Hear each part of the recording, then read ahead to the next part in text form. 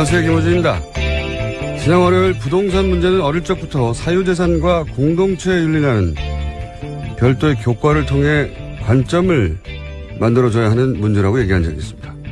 어떤 분이 그 이야기를 듣고 제게 이런 말을 했습니다. 부동산과 공동체가 무슨 상관인가. 내가 부동산을 취득하는데 누가 돈을 보태준 것도 없고 그 집값을 올리기 위해 인테리어도 내가 있고 내 노력으로 내 돈으로 취득했고 세금까지 냈는데 내 재산을 놓고 나한테 아무런 도움도 준 적 없는 남의 상황을 왜 고려해야 하냐. 반만 맞는 말입니다. 그렇게 취득한 부동산의 가치는 본인의 노력과 그 집에 들어간 재료 값의 합이 아니죠. 그 가치는 그런 노력과 재료에 더해 그 입지 등 주변 수많은 요소들의 복합된 가치가 만들어낸 거죠. 그런데 그 도로, 교통 편의, 교육, 공원, 그 주변 환경은 시도, 국가재정이 만들어낸 겁니다. 그리고 그 재정은 그 공동체가 벽출한 돈으로 만든 거죠. 그 부동산의 가치가 사유재산인 건 분명하나 조금만 생각해보면 그게 전부 혼자서는 결코 만들어낼 수 없는 가치인 겁니다. 그래서 부동산은 사유재산의 관점만으로는 풀 수 없다. 사유재산과 공동체적 윤리가 긴장관계 속에서 해법을 찾아야 한다. 그런 이야기죠. 사실 어려운 이야기가 아닙니다. 우리가 그런 걸 배우지 않았을 뿐이죠.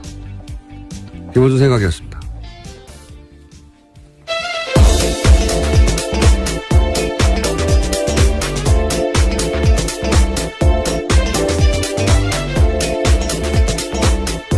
시사인의 김은지입니다.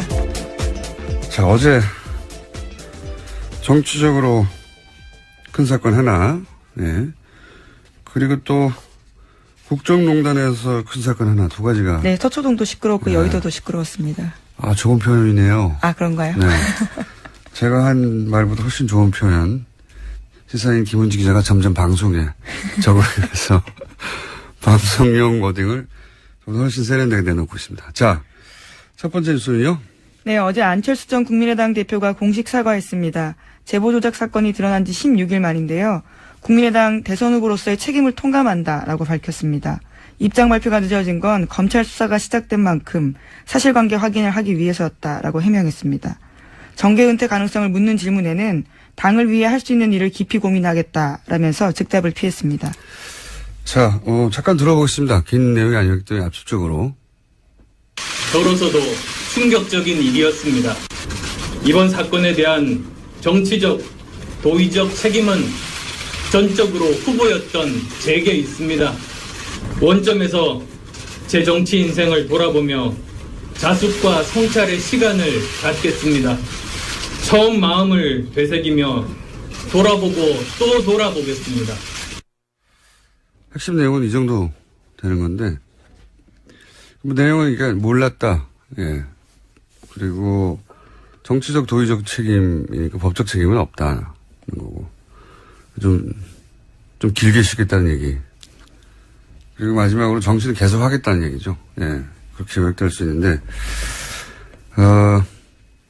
보통은 이제 좀 늦어진 입장 표명에 대해서는 보통은, 지금이라도 한 것이 다행이다. 보통 이렇게들 말하는데, 그래서 저는 늦어진 이유가 그 기자회견의 내용에 들어가 있는가 굉장히 궁금했어요. 그러니까 이준서 전 최고가 구속되지 않았더라면, 혹은 구속 여부가 바꾼 내용이 있느냐. 그래야지 이유가 나오잖아요. 근데 아무리 봐도 그게 없어요. 그러니까 구속이 됐는데 안 됐더라면, 혹은 구속됐기 때문에 바뀔 만한 내용이 있는가. 그러면 구속영장과는 무관하게 바뀔 내용이 없다는 건 사건 초기에 진작에 했어야 했던 내용만 있는 거거든요. 이렇게 되면은 그게 지연돼서 읽게 된 것은 지금까지 굉장히 많았는데, 당도 계속 그 지문을 받고 본인도 그런 추궁을 당하고, 그렇게 지연해서 얻게 되는 게 없는 거예요. 그 안에 내용도 없고 실질적으로 당에서도 아마 안 전 대표의 입장 표명이 어떤 돌파구가 되어 주기를 기대했을 텐데 그런 내용, 그런 역할이 없는 거죠, 여기서. 네, 그래서 어제 국민의당도 개인 입장의 사과라고 선을 그었습니다. 이렇게 위기가 닥쳤을 때 정치적, 그걸 해결하지 못하는 리더는 리더십을 잃게 됩니다. 저는 그런 맥락에서 안철수 전 대표 입지를 스스로 축소시키는 입장 표명이었다. 뭐가 있어야 되거든요. 어느 쪽으로든. 이런 정도의 내용으로 왜 이렇게까지 끌었는지, 잘 모를 내용이었어요. 이 정도까지 끌었으면 어떤 방식으로든, 그러려고 했구나. 라는 나름의 승부수가 나와야 되거든요. 그게 뭐, 정리한테니 그게 아니어도, 그랬구나 하는, 모두가 다 납득하지 않더라도, 어쨌든 저런 방식으로 이 국면을 돌파하려고 하는 거구나 하는 게 보여져야 되는데, 그게 없으면, 그 리더를 바라보고 같이 따라갈 수가 없잖아요. 그래서 제 생각에는 그 입장 표명은 입지를 굉장히 축소시키는 입장 표명이었고, 다시 정치 전면에 서는데 시간이 꽤 걸리겠다. 생각보다 많이 걸리겠다. 그런 생각을 들게 하는 기자회견이었습니다. 예. 제 점수는 낮습니다. 아주. 예. 자, 이렇게 돌파구가 되는 뭔가 포인트가 있었어야 했는데 그게 너무 없었다. 국민의당 반응은, 그러니까 이게 개인 입장의 사과라고 선을 그은 이유 중에 하나가 그게 없었던 거죠. 같이 보조를 맞춰서 돌파를 할 수 있는 내용이 없었으니까. 그러면서 이전에 했던 그 대응 방식, 이게 이제 추미애 대표 가이드라인이다, 정치 공작이다, 이걸 반복했죠? 네? 네, 계속해서 박주선 국민의당 비대위원장 같은 경우에는 문재인 정부의 정치검찰 1호 사건으로 기록되고도 남는다고 생각한다라고 밝혔습니다. 그러면서 문준용 씨 특혜 의혹도 함께 규명해야 한다면서 당 차원의 특검 법안을 오늘 공개하겠다고도 밝혔습니다. 그 사과 대상이 이제 국민도 있고 당원도 있고, 근데 1차적으로는 이제 문준용 씨가 돼야 되는데 문준용 씨 이름을 거론하지 않은 것도, 네, 당사자라는 오디오 정도로 썼죠. 안철수 전 대표가요. 그걸 그렇게만 표현하고 만 것도 대단히 어정쩡한 거거든요. 아예 빼거나 아니면 직접, 왜냐하면 공격할 때는 다 이름을 썼잖아요. 예. 그런데 입장 표명에는 이렇게 두리뭉실하게 넘어가는 것도 이것도 깔끔하지 않습니다. 이제 특검하자고 이제 나오고 있죠. 야3당 공조에서. 특검은 사실 불가능해요. 이거는 정치적 제스처인데, 공소시효도 지났고, 그리고 민주당이 합의에 줄 리도 없고요. 네, 더불어민주당은 물타기라고 일축하고 있습니다. 단순히 내용적인 물타기가 아니라 불가능하거든요. 불가능하다는 걸 모르지 않아요. 네, 청와대도 어제 수용 불가하다고 입장 낸 바가 있고요. 또. 이거 뭐 되지도 않고 법적으로도 구성이 안 되는 건데, 주장하는 겁니다. 근데 이 대치 국면을 뭘로 풀 수 있을지 모르겠네요. 안철수 전 대표의 입장 표명이 하나의 변곡점이 될 거라고 많은 사람들이 특히 국민의당에서 기대했을 수 있는데, 이렇게 되면 안철수 전 대표의 당내 입지는 더 줄어든다. 관련 뉴스가 또 있나요? 네, 검찰의 칼날이 이제는 국민의당 윗선을 향하고 있습니다. 검찰은 이번 주 안에 공명선거 추진단 수석 부단장과 부단장이었던 김성호 전 의원과 김인원 변호사를 불러서 조사할 계획입니다. 이거 당연한 수순이 되어버렸죠. 이유미 씨에게서 이제 잘랐는데, 이게 최고인이었던 이준서 씨까지 가버렸기 때문에, 그리고 수사 과정에서 이런 게 밝혀졌지 않습니까? 5월 5일날 기자회견했는데 5월 6일날 이유미 씨가 사실상 제보자는 없는 거라고 이준서 전 최고위원에게 말을 했다는 거지 않습니까? 네, 그런데도 5월 7일에 또 기자회견을 했죠. 또 기자회견을 했어요. 근데 그 기자회견은 오히려 더, 강하게 나갔죠. 예. 그 제보에 대한 의구심들이 있는데,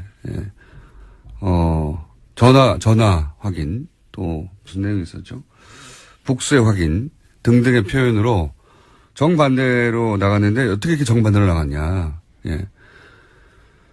그 결정을, 그러니까 이준서 전 최고위원이 이유미 씨 이야기를 꿀꺽 혼자 삼키고 혼자 오히려 더 강하게 나간 건지, 아니면 그런 게 이유미 씨로부터 나왔는데도 불구하고 그 회의에서 공개됐는데 더 강하게 나갔는지 따져야 되는 게 당연한 수순이 됐습니다. 현재까지는. 자, 이게 여의도에서 어제 크게 있었던 사건이고요. 서초동에서 크게 있었던 사건. 네, 어제 정유라 씨가 이재용 삼성 부회장의 재판에 출석했습니다. 원래는 안 나가겠다라고 했었던 걸로 알려져 있었는데요. 갑자기 깜짝 나온 겁니다. 나와서 삼성의 승마 지원과 관련한 증언을 쏟아냈습니다. 먼저 최순실 씨로부터 들은 이야기를 계속 공개했는데요. 2015년 10월부터 타기 시작한 말 살시도의 소유권에 대해서 이야기했습니다. 삼성 소유였던 이 말에 대해서 최순실 씨가 내 것처럼 사면 된다라고 이야기했다라는 건데요. 굳이 돈 주고 살 필요 없다라는 이야기도 했다라고 인정했습니다. 또 삼성에서 혼자만 지원받은 것이 소문나면 시끄러워진다. 삼성이 말 이름 바꾸자고 하니 바꿔야 한다. 이런 최순실 씨의 말도 공개했습니다.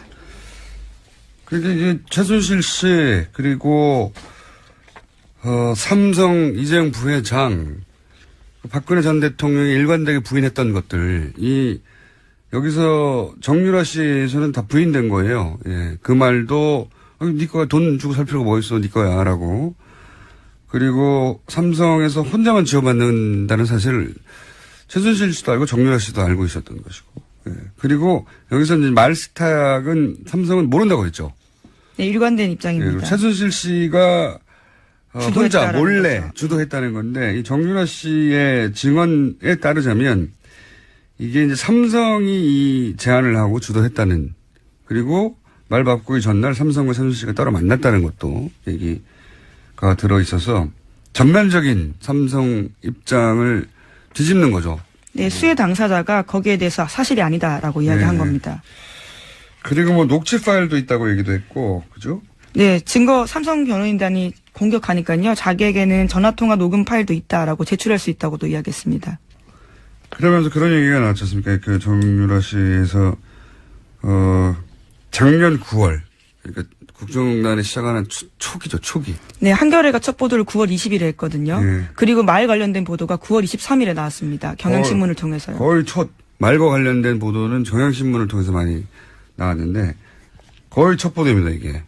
첫 번째인데 그러니까 정유라 씨에게 말을 지원한 거 아니냐는 의혹이 등장을 한 첫 시기인데 이제 정유라 씨 얘기로는 그 보도 있기 전에 네, 이미 그 전이라는 거죠. 네, 전에 삼성에서 앞으로 시끄러질 것 같으니까 말을 바꾸라는 얘기를 최순실 씨에게 삼성이 했다는 거잖아요, 삼성이. 네, 그 이야기를 자기가 또 들었다라는 거고요. 그리고 또 이제 그 이후에 이제 본격적인 말 세탁, 말 중개상을 통해 가지고 삼성 말을 주고 더 비싼 말을 최순실 씨가 돈을 내지 않고 가져가고. 근데 그때 발생한 차액, 그걸 누가 내느냐? 그거를 엿볼 수 있는 새로운 사실이 나왔어요. 정유라 씨에 의하면 말 중개상한테 들었다는 얘기죠. 말 중개상이 삼성에서 차액을 받아야 하는데 안 준다고 지금 불만을 토로했다는 거 아닙니까? 네, 그 중개상 같은 경우에는요. 삼성에서 돈 필요한데 왜 안 주냐라는 이야기를 자기가 직접 들었다고 이야기했습니다. 그러니까요. 말 교환의 차액을 이전까지 특검에 주장했던 것은 그 차액을 최순실 씨가 주고 그 차액만 주고 말을 가져갔다는 게 특검의 파악 내용이었어요. 그런데 정유라 씨의 지금 주장은 말 중개상은 그 돈을 삼성으로부터 받는 것으로 알고 있었다는 거죠. 그러니까 차액도 최순실 씨가 내는 게 아니었다는 새로운 사실이 이게 사실이라면 정유라 씨에 의해서 주장된 거죠.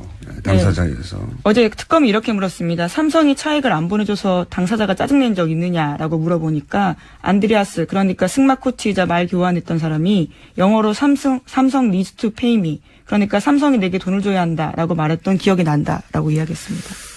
뭐 이게 나중에 최종적으로 최순실 씨가 자기 주머니에서 돈을 꺼내줬는지 아니면 이 돈조차 돌려서 받아서 줬는지 아니면 삼성이 줬는지 그건 모르겠어요. 모르겠지만 애초 말이 되기로는 말 중개상 말이 두 번 나오네요. 예, 앞에 말은 이야기가 되기로는 말 중개상은 그 차액도 삼성으로부터 받는 걸로 알고 있었다는 거죠. 예. 처음 나온 내용입니다. 그리고 재밌는 것은 말을 바꾸기 전에 자신의 승마 코치죠. 예. 코치이자 첫 번째 돈을 받는 그 창구가 됐던 코어 스포츠 그 이전 전신인 비덱 스포츠의 대표까지 했던 캄플라데라는 사람한테서 말 바꾸기 전날 삼성전자 임원 2명과 엄마가 만났다. 예. 말 관련된 얘기, 말 교환에 관련된 얘기가 아니겠는가, 뭐 이런 추정인데, 재밌는 것은 이게 그 통화 내용 녹음 파일이 있다는 겁니다. 예, 녹취, 물증이 있다라는 거죠. 자기 말을 증명할 수 있는. 그러니까 딸이 자신의 승마 코치한테서 엄마가 이런 일을 했다라고 하는 증언을, 그때는 증언이라고 할 수 있을지 없을지 모르는 상태인데, 굳이 녹음해 놨다는 거잖아요. 예. 우리가 아는 전형적인 모녀 관계를 보면 안 된다는 생각을, 굉장히 큰 스펙타클한 사건입니다. 근데 이것만 해도 스펙타클한데, 이 증언이 이루어지는 과정은 더 스펙타클해요. 네, 그렇죠. 엄청납니다. 예, 증인 출석 놓고 정유라 씨와 변호인단에서 다른 이야기를 했는데요. 변호인단은 박영수 특별검사팀의 강연화 회의로 정유라 씨 증인 출석이 이루어졌다라고 주장하고 있습니다. 하지만 정유라 씨는 어제 법정 나와서요. 나오기 힘든 건 사실이었지만 나와야 된다고 생각해서 나왔다라고 말했습니다. 그러면서 자기가 여기 나오는데 여러 만류가 있었던 건 사실이라고 밝히기도 했습니다. 이게 진짜 있을 수 없는 일이거든요. 변호인이 불출석 사유서를 냈어요. 나갈 필요가 없는 겁니다. 근데 당사자가 여러 만류, 그 만류는 아마 변호인들 또 이 만류하는 사람들이 들어가는 걸로 수정이 되는 게 변호인과 사전 상의 없이 출석해 버렸다는 거잖아요. 변호인은 출석할 필요가 없다고 만류하고 있는데, 그것도 드문 일인데 더 드문 일은 변호인들 모르게 새벽에 특검에 연락해서 그 차를 타고 갔다는 거 아닙니까? 예. 그렇죠. 이상한 일이고요. 매우. 이에 관련해서 이제 그 최순실 정유라 씨 동시 변호라는 오태희 변호사는 그런 말을 했다고요. 정유라가 살모사 같은 행동을 한다. 이건 단순 독설이 아닌 게, 그리고 장시호보다 더하다. 예, 어제 법정에서 그런 식의 이야기를 예. 했다라는 거죠. 살면서 엄마 죽이는 뱀이거든요. 물론 잘못된 상식에 의해서 만들어진 이름이지만 의미한 바는 엄마를 죽인다는 거예요. 실제 이 증언이 이재용 부회장에게도 불리하고, 최순실 엄마에게도 불리하고, 박근혜 전 대통령 모두 다 불리하죠. 예, 불리한데, 엄마 딸을 같이 변하는 변호인들이 하는 말이니까 의미는 당연히 그거죠. 엄마를 죽이는 거라고. 예. 의대인을 이렇게까지 살모사라고, 마음에 안 들면 변호인 사퇴하고 말지, 이렇게 표현하는 경우도 없어요. 이상한 점은 더 있어요. 김경재 변호사가 정유라 씨가 새벽 5시 네, 혼자 이경재 나가서. 변호사. 이경재 변호사가 동시 변호하고 있죠. 정유라가 새벽 5시 혼자 나가서 빌딩 앞에서 성명불상자들의 승합차를 타고 갔다. 이렇게 얘기했잖아요. 왜 이상하냐면, 그 시간에 혼자 빌딩을 나간 걸 변호인이 어떻게 알죠? 새벽, 그걸 알려면 24시간 정유라를 감시하고 있거나, 아니면 사라진 걸 알고 새벽 5시 CCTV, 그 주변 CCTV를 확인해야 돼요. 변호사가 할 수 있는 일이 아니잖아요. 저는 이렇게 사라졌다는 걸 아는 것도 이상하고요. 예, 이상한 점이 되게 많아요. 근데 이제 왜 그랬을까? 왜냐면 재판정에서 굉장히 주시한 뉴스입니다. 스펙타클하고 너무 재밌는 뉴스입니다. 사실은. 이 국정농단 관련해서 이런 정도의 스펙타클한 장면이 법정에서 벌어진 건 처음이에요. 근데 이제 저는 이런 일이 벌어진 게 아닌가 추정하는 바. 제가 오랫동안 이 가족을 바라보고 연구한 결과 추정하는 바는 뭐냐면, 일단 우선 이재용 부회장에 좋은 것이 박근혜 전 대통령과 최순실에게 좋은 것이 맞아요, 서로. 네, 뇌물이라는 건 기본적으로 그렇죠. 그렇게 얽혀 있죠. 셋 모두가 뇌물이 아닌 것으로 판결해야 좋단 말이죠. 그러나 과연 정유라에게도 좋은 것인가. 이 지점에서 첫 번째 엇갈렸어요. 이해관계가 다르다란 말씀이시죠. 그렇죠. 엄마와 딸은 무조건 이해관계가 같을 것 같지만 이 특정 사안에 대해서는 다른 거거든요. 왜냐하면 정유라 씨가 계속 그 증언을 거부하면 3차 영장. 네, 이번에 그럴 가능성도 있는 상황이었습니다. 네. 그런데 이재용 부회장에게 불리한 증언을 막 해버리면 특검이 영장을 청구할 이유가 사라지죠. 그 첫 번째 동기가 있는 것 같고, 또 하나 주목할 점은 장시호보다 더하다라는 표현을 쓰잖아요. 장시호 씨가 이제 특검에 이제 그 협조를 했었기 때문인데, 그래서 이제 장시호 씨의 역할을 추정해 볼 수 있죠, 여기서. 장시호 씨에게 내가 다 겪어봤는데, 이런 가이드, 이게 너한테 가장 이득이 되는 길이야. 이런 코치가 있을 수 있다. 그리고 세 번째 포인트는 제가 보기에 이게 굉장히 중요한 포인트인데, 입증할 수는 없어요. 입증할 수는 없는데 저는 강력히 의심합니다. 장시호 씨 협조가 처음 등장했을 때 제가 했던 말 중에 하나가 뭐냐면 전통적인 가족의 관계 속에서는 바라보지 말고 항상 돈의 관점을 여기 추가해서 바라봐야 된다. 지금까지도 입증된다는 없지만 저는 여전히 의심하고 있는데 여기에도 돈이 관련돼 있다. 라고 저는 추정하는 바인 것이 자신들의 부모 세대, 최태민 할아버지 1세대라고 하면 최순실 씨와 그 자매들은 2세대잖아요. 장시호 정윤은 이제 3세대예요. 부모 세대는 사회적으로 법적으로 사실상 끝이 났다라고 판단하고 이제 자신들 성인이 됐고 자신들이 자신의 삶을 일구는 데 필요한 물적 토대도 필요하고 본인들이 보아온 것도 있고 옆에서 안원구 전 대구국세청장이 박근혜 전 대통령 일과 최순실 일과 자산을 추적하면서 느낀 점은 공통점을 이렇게 얘기했어요. 직업이 없는데 돈이 너무 많다고. 예. 그런 환경에서 평생 자란 3세대거든요. 더군다나 2세대가 이 최태민 씨를 살해하고 그 재산을 차지했다고 하는 최태민 씨 아들의 주장도 있었죠. 그런 류의 주장 여전히 하고 있습니다. 이 일가가 돈에 대해서 가지는 개념, 집착 이런 거는 우리가 상상하는 수준하고 다르다. 그러면 어떻게 구체적으로 돈과 관련된 이야기란 말이냐? 이건 다음 편에 제가 좀 더 정리하여. 돈이 관련이 있다. 돈이 관련 없이 이렇게 극적으로 드라마틱하게 입장 변화가 있을 수 없다라고 저는 봅니다. 일단 거기까지 해놓고요. 이 사건은 앞으로 재밌게 드라마틱하게 스펙트럴하게 예, 등장부터 깜짝이었습니다. 30분 전에 갑자기 나온 거거든요. 재판장도 뒤늦게 알았다라고 합니다. 그러니까요. 그리고 특검도 이렇게까지 진술할 줄 몰라서 깜짝 놀랐다고 하고 그 현장에 있었던 기자들도 어리숙하고 바보 같은 정유라가 아니라 굉장히 차분하게 네, 자기 이야기를 했다고 합니다. 굉장히 차분하게 자기가 필요한 말 논리적으로 딱딱 했다는 거예요. 예. 우리는 정유라 씨를 잘 모르고 있을 수도 있습니다. 자, 벌써 시간을 많이 썼네요. 예. 제목만 언급하고 지나가죠. 예. 네, 박근혜 전 대통령이 오늘 내일 재판도 불출석할 예정이라고 합니다. 네 번째 발가락을 다치셨다는 거잖아요. 예, 발가락 인대 부상이 구체적인 불출석 사유입니다. 네 번째 발가락 인대. 네. 이걸로 구치소에 있는데 재판정에 나가야 하는 피의자들이 전국의 다른 모든 피해자들이 이걸로 가능하겠어요, 불출석이? 네, 안 됩니다. 발목 전체가 다쳐도 나갑니다. 자. 허탈감 느낄 수밖에 없는 뉴스죠. 그리고 안봉건 이재만 전 비서관. 이재만 예. 기소됐다. 네. 예. 두 사람 다 청문회 나오지 않았다라는 혐의로 재판에 넘겨진 겁니다. 특검이 얼마나 촉박하게 끝이 나는지 알 수 있는 겁니다. 이 두 비서관이 청문회에 나오지 않았다는 혐의를 기소된 거예요. 예.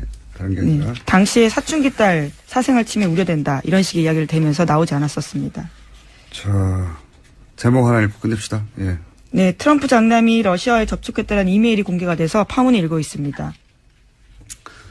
이 사건도 재밌는 사건입니다. 이게 우리랑 비교하자면 지난 대선에서 예를 들어서 일본의 정보국이 문재인 대통령을 낙선시키려는 목적으로 어떤 정보를 예를 들면 홍준표 후보에게 준다고 정보를 주겠다라고 네, 하는 주겠다고 거죠. 해서 그거를 받은 걸로 추정이 되는데 실제로 홍준표 대표가 당선이 돼버린 뭐 이런 사건입니다. 비유하자면 그런 거죠. 네, 비유하자면 말도 안 되는 사건인 거죠. 그런 게 지금 미국에서 벌어졌고 그 이메일이 나온 겁니다. 네, 그래서 미국 하원에서 트럼프 탄핵안이 처음으로 발의됐다라고 합니다. 참네. 지금까지 시사인의 김은지였습니다. 감사합니다.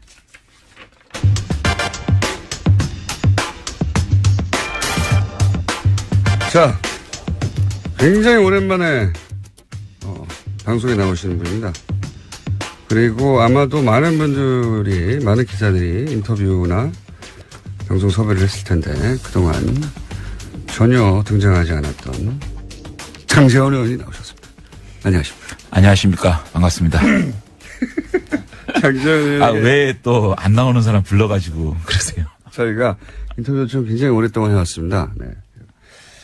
해왔는데 최근에 이제 자유한국당에 대해서 혁신이라는 이름으로 극우화가 되고 있는 것 같다. 이런 발언을 하시면서 홍준표 대표와 설전을 벌이고 계시고 그래서 다시 한번 저희가 섭외 요청을 했는데,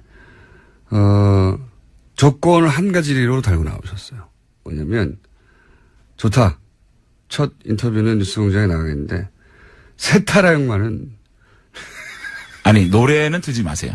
세타령만은 틀지 말아달라고 해서. 아니, 세타령이 아니라 네. 다른 노래도 틀지 마세요. 아니, 이제 저희가 처음에 듣기로는 세타령을 틀지 말라고. 아니, 노래를 틀면 네.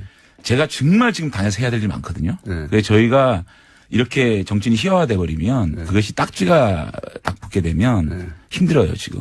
지금은 당이 혁신을 해야 되고 많은 의원들과 함께 해야 되는데 그 동력이 사라져요. 그래서 저희가 네.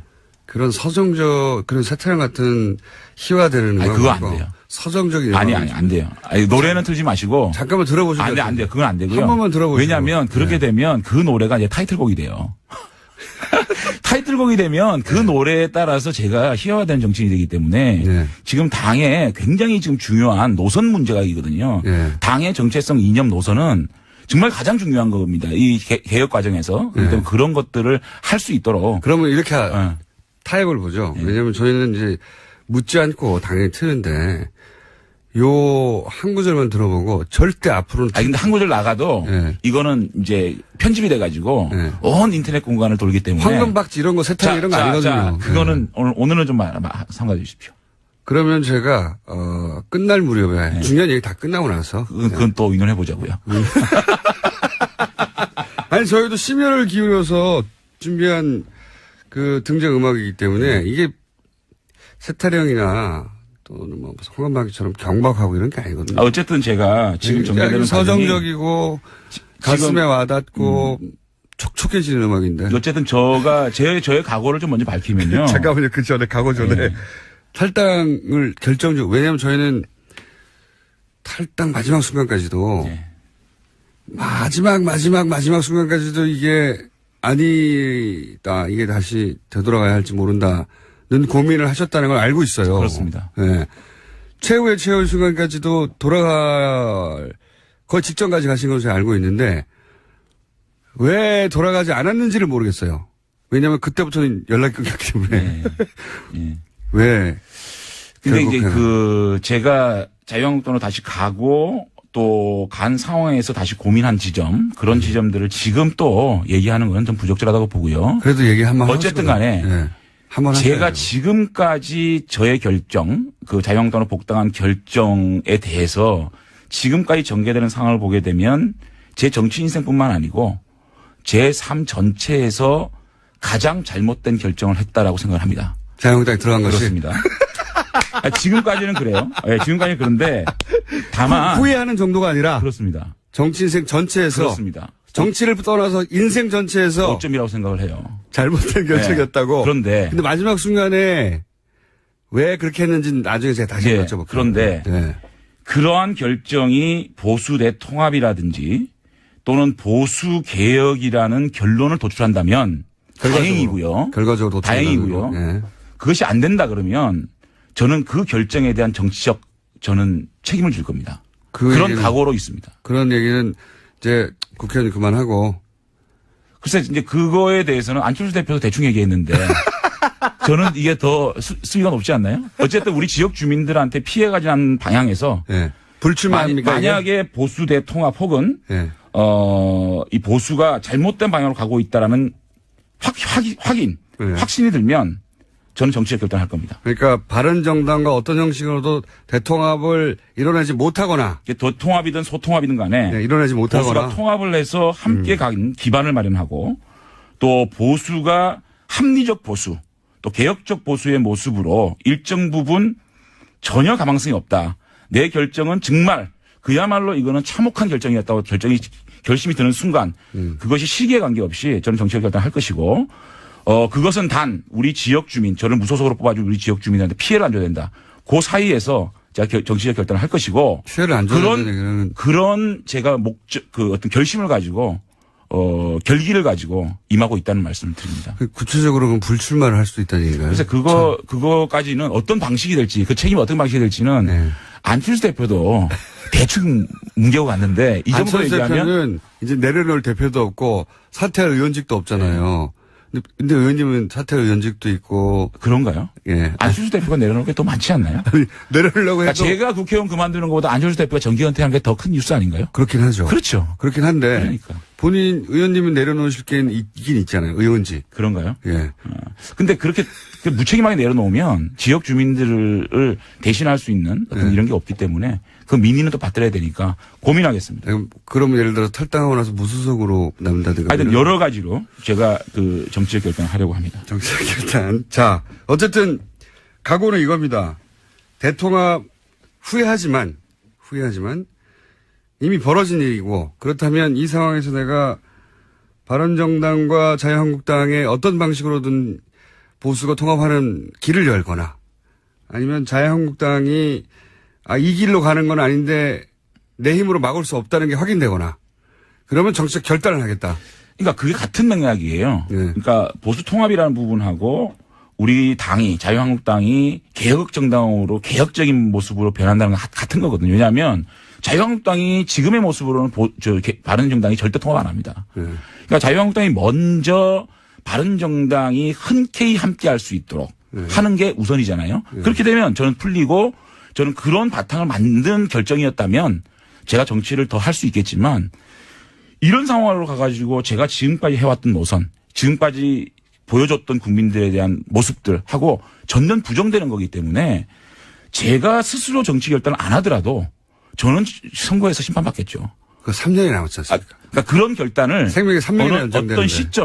어떤 시점에 확인이 된다 스스로. 어떻게 확인을 하죠? 그러니까 그거는 확인이 되겠죠. 지방선거를 지나고 지방을 지나고 전혀 당이 변하지가 않고 또 보수가 지리멸렬해져 가지고 괴멸될 시점이 오면 그거는 일부 정치인들 책임 있는 정치인들이 책임을 지고 자리를 비워야 새로운 분들로 수혈이 되는 것이고 그 수혈 속에서 다시 태어날 수 있는 거 아니겠습니까? 그런 작지만 그런 책임을 지겠다는 각오가 없이는 이 문제는 해결이 안 된다고 생각합니다. 자, 그러면 말씀을 정리해 보면 적어도 지방선거를 전후하여 국민들이 보기에 자유한국당이 변했구나 혹은 바른정당과 자유한국당 일부가 됐던 전체가 됐던 다시 합칠 만한 토대를 내가 마련했다. 이게 확인이 되지 않는다면 그 시점쯤에는 내가 어떤 정책 결단할 것이다. 시점에 대해서는 아직까지 말씀을 드릴 수가 없고요.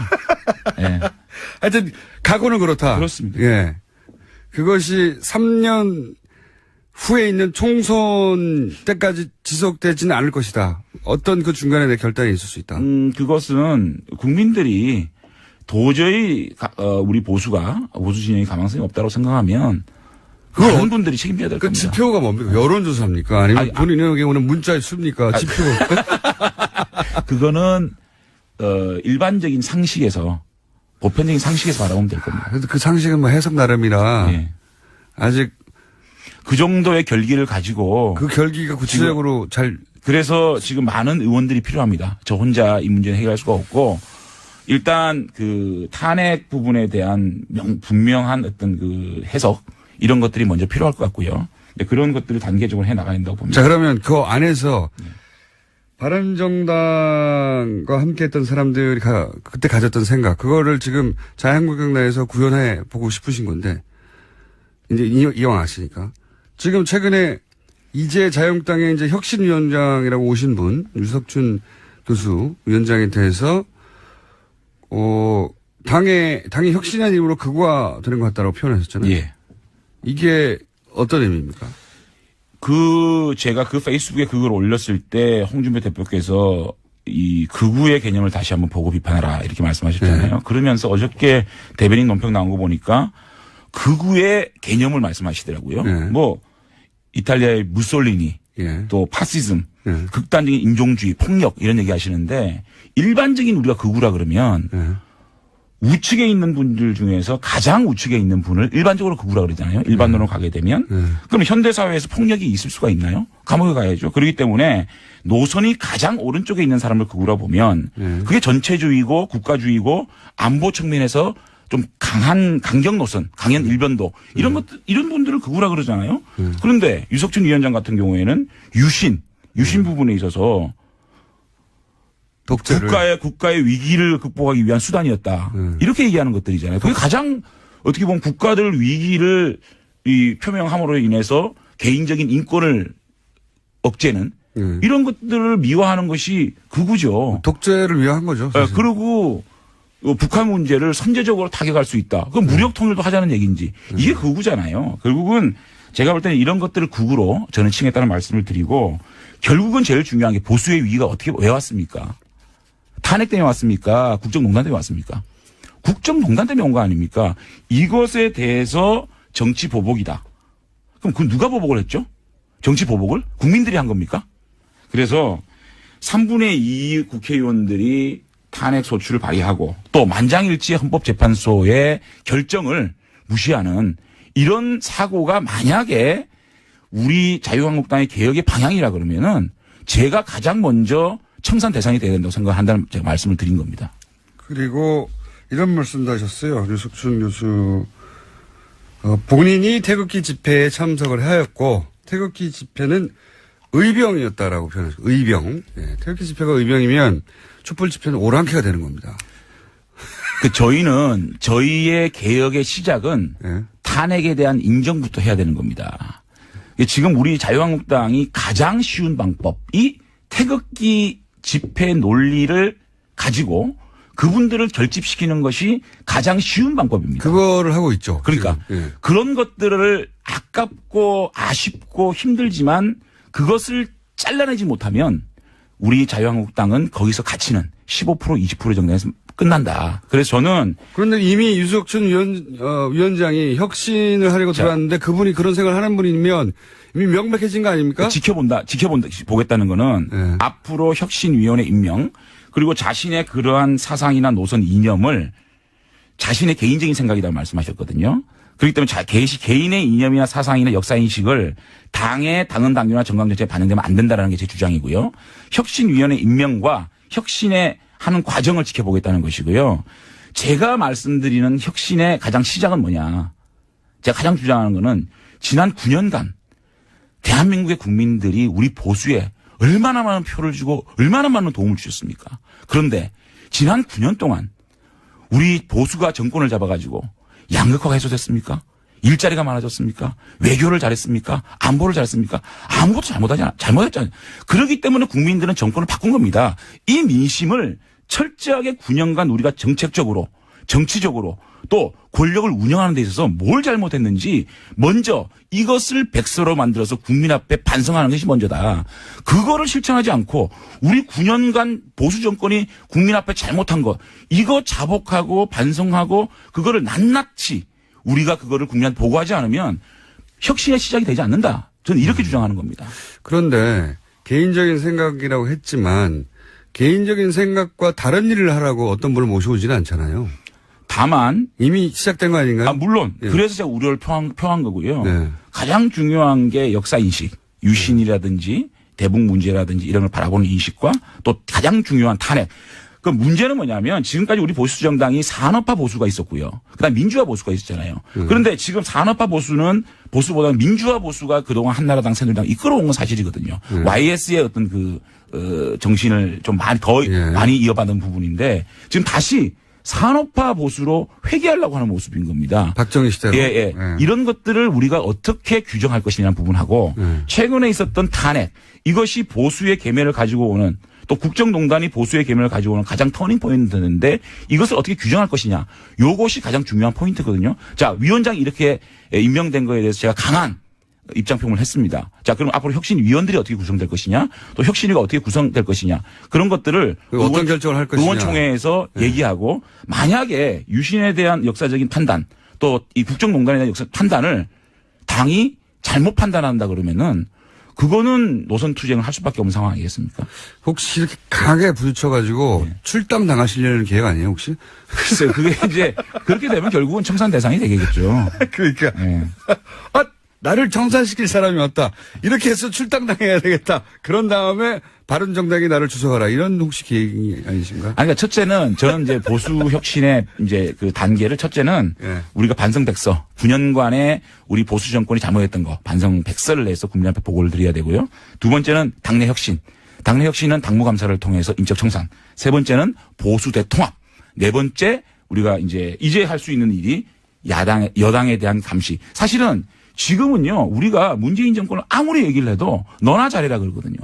메신저로서의 신뢰가 떨어진 겁니다. 메신저로서의 신뢰를 먼저 확보하는 것이 먼저고 그 다음에 정권을 견제하고 비판할 수 있는 힘이 생기잖아요. 지금 현실적인 힘은 있어요. 100석이 넘기 때문에. 그 힘이 107석이라는 힘보다 너무 작은 힘인 거예요. 그거를 동력을 확보하기 위해서는 우리가 9년간의 반성과 당내 혁신이 먼저 돼야 그다음에 보수 통합을 해가지고 기반을 마련해야 문재인 정권을 감시를 하죠.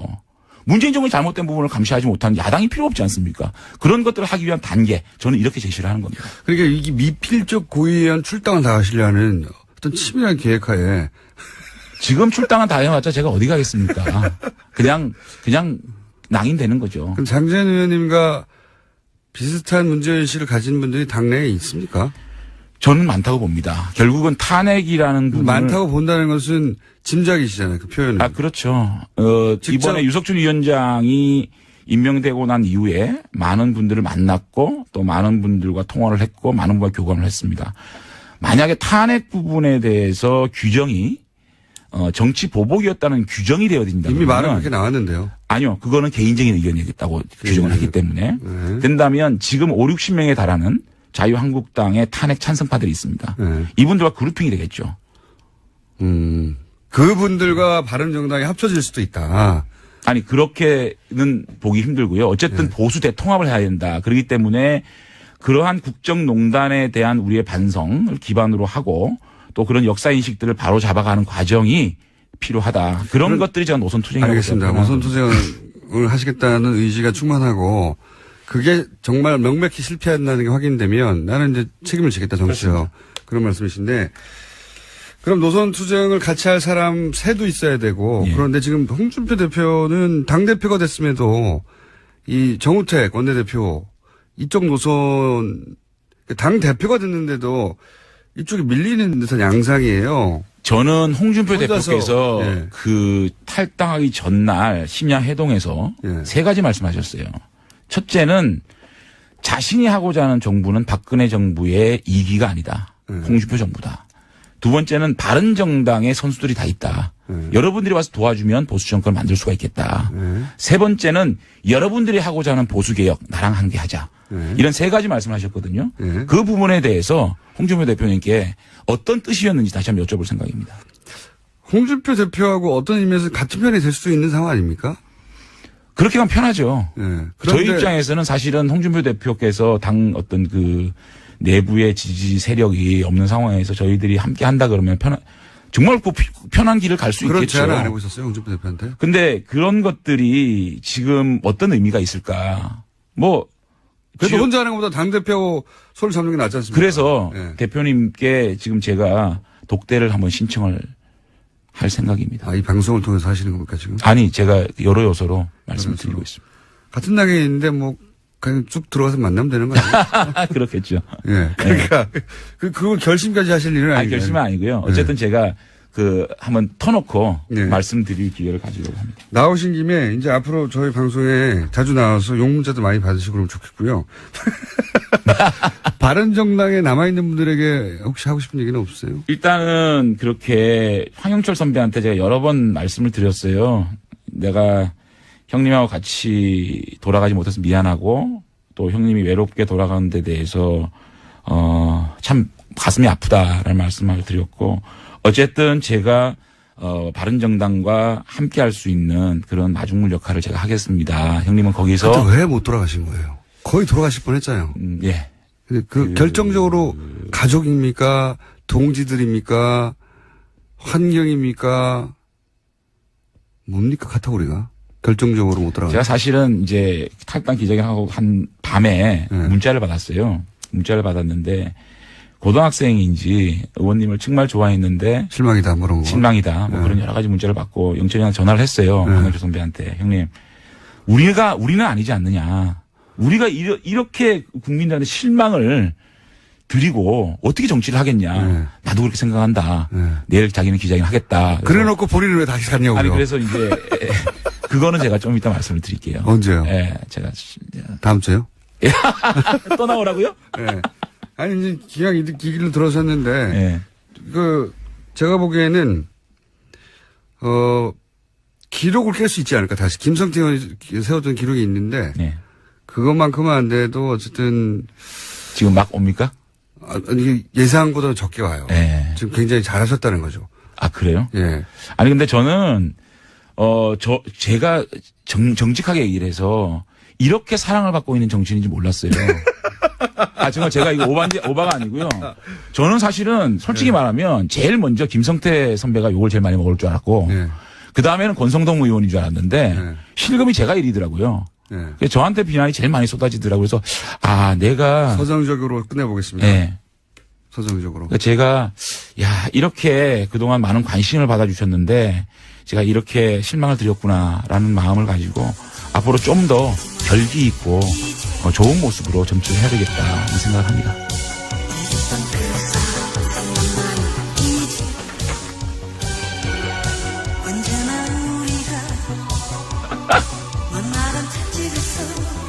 이 무슨 노래죠? 장재현 의원. 뭘로 풀 수 있을지 모르겠네요. 안철수 전 대표의 입장 표명이 하나의 변곡점이 될 거라고 많은 사람들이 특히 국민의당에서 기대했을 수 있는데, 예. 이렇게 되면 안철수 전 대표의 당내 입지는 더 줄어든다. 관련 뉴스가 또 있나요? 네, 검찰의 칼날이 이제는 국민의당 윗선을 향하고 있습니다. 검찰은 이번 주 안에 공명선거 추진단 수석 부단장과 부단장이었던 김성호 전 의원과 김인원 변호사를 불러서 조사할 계획입니다. 이거 당연한 수순이 되어버렸죠. 이유미 씨에게서 이제 잘랐는데, 이게 최고인이었던 이준서 씨까지 가버렸기 때문에, 그리고 수사 과정에서 이런 게 밝혀졌지 않습니까? 5월 5일날 기자회견했는데 5월 6일날 이유미 씨가 사실상 제보자는 없는 거라고 이준서 전 최고위원에게 말을 했다는 거지 않습니까? 네, 그런데도 5월 7일에 또 기자회견을 했죠. 또 기자회견을 했어요. 근데 그 기자회견은 오히려 더, 강하게 나갔죠. 예. 그 제보에 대한 의구심들이 있는데, 예. 전화 확인, 또 무슨 내용이 있었죠? 복수의 확인 등등의 표현으로 정반대로 나갔는데 어떻게 이렇게 정반대로 나갔냐. 예. 그 결정을 그러니까 이준서 전 최고위원이 이유미 씨 이야기를 꿀꺽 혼자 삼키고 혼자 오히려 더 강하게 나간 건지 아니면 그런 게 이유미 씨로부터 나왔는데도 불구하고 그 회의에서 공개됐는데 더 강하게 나갔는지 따져야 되는 게 당연한 수순이 됐습니다. 현재까지는. 자, 이게 여의도에서 어제 크게 있었던 사건이고요. 서초동에서 크게 있었던 사건. 네, 어제 정유라 씨가 이재용 삼성 부회장의 재판에 출석했습니다. 원래는 안 나가겠다라고 했었던 걸로 알려져 있었는데요. 갑자기 깜짝 나온 겁니다. 나와서 삼성의 승마 지원과 관련한 증언을 쏟아냈습니다. 먼저 최순실 씨로부터 들은 이야기를 계속 공개했는데요. 2015년 10월부터 타기 시작한 말 살시도의 소유권에 대해서 이야기했습니다. 삼성 소유였던 이 말에 대해서 최순실 씨가 내 것처럼 사면 된다라고 이야기했다라는 건데요. 굳이 돈 주고 살 필요 없다라는 이야기도 했다라고 인정했습니다. 또 삼성에서 혼자만 지원받은 것이 소문나면 시끄러워진다. 삼성이 말 이름 바꾸자고 하니 바꿔야 한다. 이런 최순실 씨의 말도 공개했습니다. 그러니까 이제 최순실 씨 그리고 삼성 이재용 부회장 박근혜 전 대통령이 일관되게 부인했던 것들 여기서 정유라 씨에서는 다 부인된 거예요. 예. 그 말도 네 거야 돈 주고 살 필요가 뭐 있어 네 거야라고. 당을 위해 할 수 있는 일을 깊이 고민하겠다라면서 즉답을 피했습니다. 자, 잠깐 들어보겠습니다. 긴 내용이 아니었기 때문에 압축적으로. 저로서도 충격적인 일이었습니다. 이번 사건에 대한 정치적, 도의적 책임은 전적으로 후보였던 제게 있습니다. 원점에서 제 정치 인생을 돌아보며 자숙과 성찰의 시간을 갖겠습니다. 처음 마음을 되새기며 돌아보고 또 돌아보겠습니다. 핵심 내용은 이 정도 되는 건데, 내용은 그러니까 몰랐다. 예. 그리고 정치적 도의적 책임, 법적 책임은 없다는 거고, 좀 길게 쉬겠다는 얘기. 그리고 마지막으로 정치는 계속 하겠다는 얘기죠. 예. 그렇게 요약될 수 있는데, 보통은 이제 좀 늦어진 입장 표명에 대해서는 보통은 지금이라도 한 것이 다행이다. 보통 이렇게들 말하는데, 그래서 저는 늦어진 이유가 그 기자회견의 내용에 들어가 있는가 굉장히 궁금했어요. 그러니까 이준서 전 최고가 구속되지 않았더라면, 혹은 그 구속 여부가 바꾼 내용이 있느냐. 그래야지 이유가 나오잖아요. 근데 아무리 봐도 그게 없어요. 그러니까 구속이, 됐는데 안 됐더라면, 혹은 구속됐기 때문에 바뀔 만한 내용이 있는가. 그러면 구속영장과는 무관하게 바뀔 내용이 없다는 건 사건 초기에 진작에 했어야 했던 내용만 있는 거거든요. 이렇게 되면은 그게 지연돼서 읽게 된 것은 지금까지 굉장히 많았는데, 당도 계속 그 지문을 받고, 본인도 그런 추궁을 당하고, 그렇게 지연해서 얻게 되는 게 없는 거예요. 그 안에. 내용도 없고, 실질적으로. 당에서도 아마 안 전 대표의 입장 표명이 어떤 돌파구가 되어 주기를 기대했을 텐데, 그런 내용, 그런 역할이 없는 거죠, 여기서. 네, 그래서 어제 국민의당도 개인 입장의 사과라고 선을 그었습니다. 이렇게 위기가 닥쳤을 때 정치적, 그걸 해결하지 못하는 리더는 리더십을 잃게 됩니다. 저는 그런 맥락에서 안철수 전 대표 입지를 스스로 축소시키는 입장 표명이었다. 뭐가 있어야 되거든요. 어느 쪽으로든. 이런 정도의 안녕하세요, 김호준입니다. 지난 월요일 부동산 문제는 어릴 적부터 사유재산과 공동체 윤리라는 별도의 교과를 통해 관점을 만들어줘야 하는 문제라고 얘기한 적이 있습니다. 어떤 분이 그 이야기를 듣고 제게 이런 말을 했습니다. 부동산과 공동체가 무슨 상관인가. 내가 부동산을 취득하는데 누가 돈을 보태준 것도 없고 그 집값을 올리기 위해 인테리어도 내가 있고 내 노력으로 내 돈으로 취득했고 세금까지 냈는데 내 재산을 놓고 나한테 아무런 도움도 준 적 없는 남의 상황을 왜 고려해야 하냐. 반만 맞는 말입니다. 그렇게 취득한 부동산의 가치는 본인의 노력과 그 집에 들어간 재료값의 합이 아니죠. 그 가치는 그런 노력과 재료에 더해 그 입지 등 주변 수많은 요소들의 복합된 가치가 만들어낸 거죠. 그런데 그 도로, 교통 편의, 교육, 공원, 그 주변 환경은 시도, 국가재정이 만들어낸 겁니다. 그리고 그 재정은 그 공동체가 벽출한 돈으로 만든 거죠. 그 부동산의 가치가 사유재산인 건 분명하나 조금만 생각해보면 그게 전부 혼자서는 결코 만들어낼 수 없는 가치인 겁니다. 그래서 부동산은 사유재산의 관점만으로는 풀 수 없다. 사유재산과 공동체적 윤리가 긴장관계 속에서 해법을 찾아야 한다. 그런 이야기죠. 사실 어려운 이야기가 아닙니다. 우리가 그런 걸 배우지 않았을 뿐이죠. 김호준 생각이었습니다.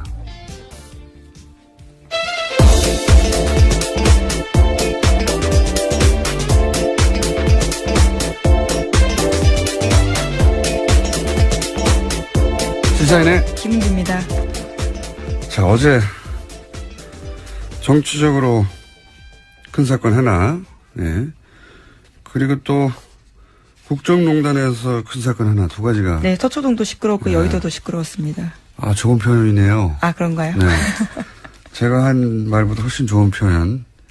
시사인 김은지 기자가 점점 방송에 적응해서 방송용 워딩을 좀 훨씬 세련되게 내놓고 있습니다. 자, 첫 번째 뉴스는요.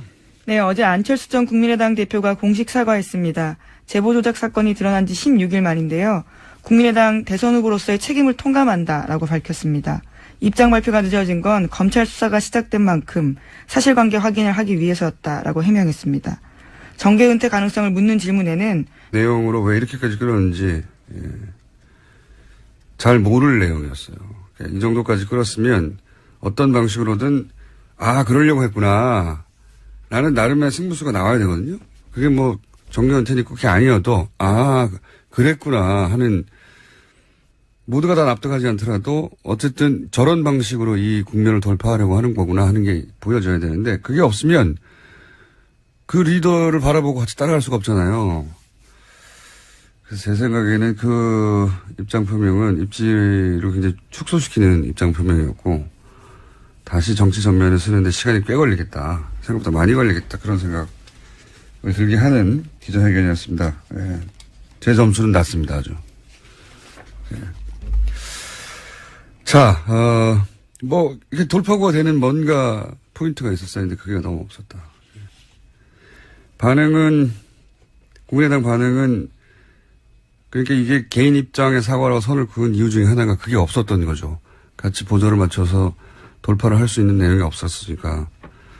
그러면서 이전에 했던 그 대응 방식, 이게 이제 추미애 대표 가이드라인이다, 정치 공작이다, 이걸 반복했죠? 네? 네, 계속해서 박주선 국민의당 비대위원장 같은 경우에는 문재인 정부의 정치검찰 1호 사건으로 기록되고도 남는다고 생각한다라고 밝혔습니다.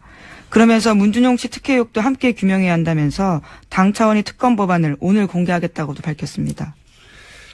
그 사과 대상이 이제 국민도 있고 당원도 있고, 근데 1차적으로는 이제 문준용 씨가 돼야 되는데 문준용 씨 이름을 거론하지 않은 것도, 네, 당사자라는 워딩 예. 정도로 썼죠. 안철수 전 대표가요.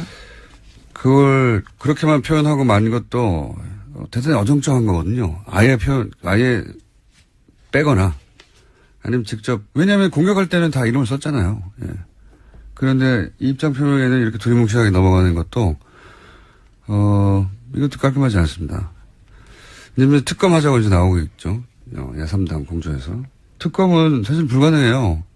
이거는 정치적 제스처인데 공소시효도 지났고, 그리고 민주당이 합의에 줄 리도 없고요. 네, 더불어민주당은 물타기라고 일축하고 있습니다. 단순히 내용적인 물타기가 아니라 불가능하거든요. 불가능하다는 걸 모르지 않아요. 네, 청와대도 어제 수용 불가하다고 입장 낸 바가 있고요. 또. 이거 되지도 않고 법적으로도 구성이 안 되는 건데, 주장하는 겁니다.